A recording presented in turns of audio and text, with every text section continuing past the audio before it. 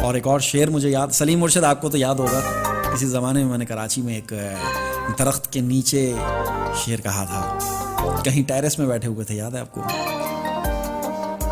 वो शेर मुझे याद नहीं आ रहा, बात याद है लेकिन।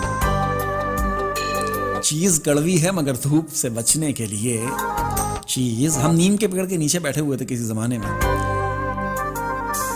चीज़ कड़वी है मगर धूप से बचने के लिए नीम का पेड़ भी आंगन में लगा लेते हैं लोग। चीज़ कड़वी है, नीम का पेड़ होता है ना, बहुत कड़वा सा होता है, उसका काम सिर्फ साया देना होता है और कुछ भी नहीं। और कराची में नीम का पेड़ बहुत ज़्यादा जगहों पे पाया जाता है, बहुत बड़ा होता है, बहुत, उसका साया बहुत ज़्यादा होता है। तो अक्सर जगहों पे, अक्सर घरों के बाहर लोगों ने लगाए हुए होते हैं नीम के पेड़।